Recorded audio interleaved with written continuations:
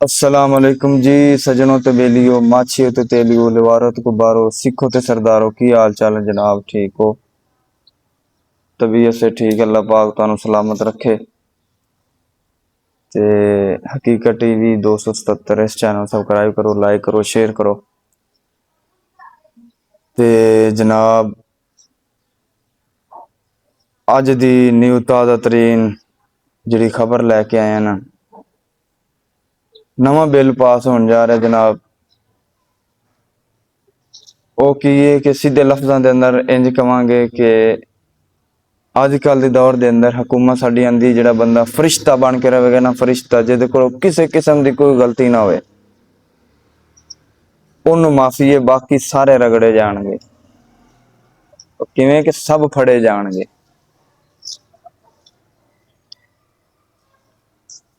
Bill pass होया है, अगर कोई बंदा किसी के खिलाफ कोई वीडियो बनाएगा, किसी के खिलाफ कोई गलबात करेगा, उत्थे चुकया जाएगा और उत्थे उहदे बैंक अकाउंट और उहदा टिकटॉक चैनल, यूट्यूब चैनल उत्थे जब्त कर लिया जाएगा। उहदी जायदाद भी जब्त की जा सकती। फिर इत्थों तक बिल पास हो रहा है, अगर कोई बंदा आपस अंदर लड़ रहा है ना, तीसरे बंदे ने उन्होंने छुड़ाने की कोशिश की, उन्होंने नाल तीसरे ਨੂੰ फसाया जाएगा, तीसरा बंदा भी नाल रगड़िया जाएगा। हाँ जी सजनों, की साबित होया? फरिश्ता बन गए हैं, फरिश्ता नाल भी काम टपया खलोता है। फरिश्ता बन के रवांगे तो काम सही रहेगा। मैं हुकूमत पंजाब अगे गुजारिश करांगा, वजीर आला मरीम नवाज साहब अगे, कि ये जिहड़े कानून ने ये नहीं ठीक है। कि अल्लाह दे वास्ते कोई गरीब आवाम दा कुछ ख्याल करो। सब तो पहले तुसीं ये वीडियो वेखो, उस बाद आपां गल करने।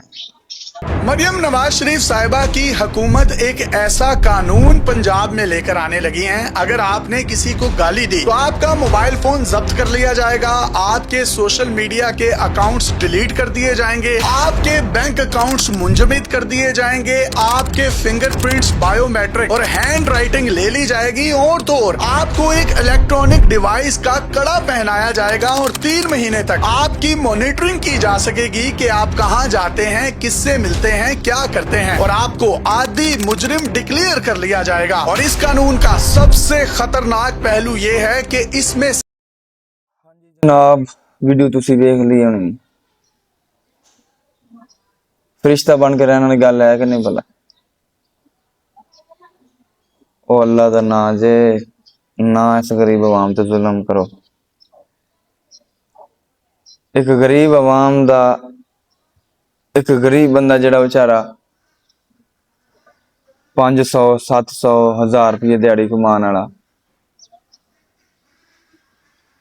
ਉਹਦੇ बारे आख्या जा रहा है कि अगर उनका चैनल चल रहा है, बेचारे ने 10 साल 15 साल 4 साल मेहनत करके अपने यूट्यूब चैनल ते मेहनत करके अगे आया, कुछ 4 पैसे आने लग पे ने, तो हुण जो बैंक उनके अकाउंट बैंक अकाउंट भी लिया जाएगा, ਉਹਦਾ जनाब टिकटॉक अकाउंट, यूट्यूब चैनल, वो सारे पैसे हुकूमत वाल जाएंगे अगर किसी के खिलाफ कोई गल करेगा।